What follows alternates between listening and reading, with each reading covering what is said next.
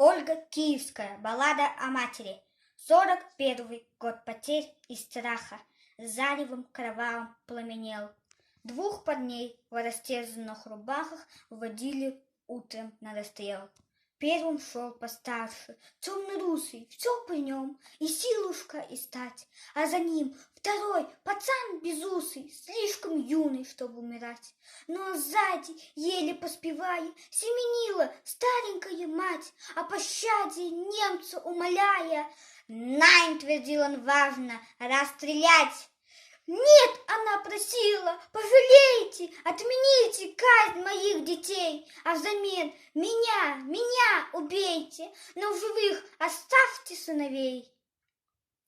И ответил офицер ей чинно: «Ладно, матка, одного спасай, а другого расстреляем сына, кто тебе милее, выбирай!»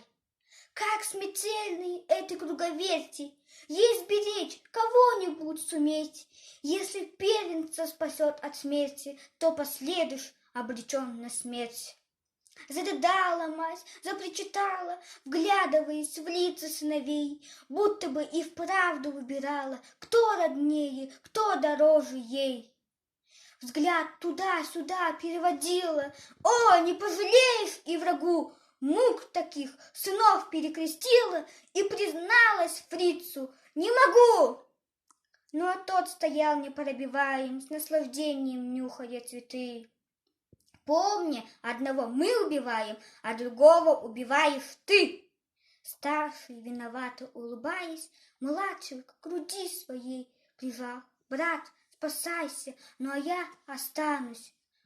«Я пожил, а ты не начинал», — отозвался младший. «Нет, братишка, ты спасайся, что тут выбирать? У тебя жена и ребятишки, я не жил и не стоит начинать». Тут учтиво немец молвил битте, отодвинул плачущую мать, отошел подальше деловито и махнул перчаткой: «Расстрелять!» Ахнули два выстрела, и птицы разлетелись дробно в небеса.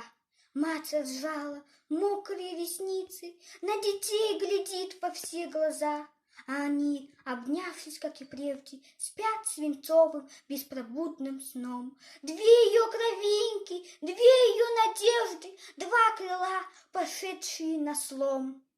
Мать безмолвно сердцем каменеет: «Уж не жить, сыночкам, не цвести!» «Дура, матка!» — поучает немец, «одного могла бы хоть спасти!» А она, баюкая их тихо, вытирала с губ сыновних кровь. Вот такой убийственно великой может быть у матери любовь.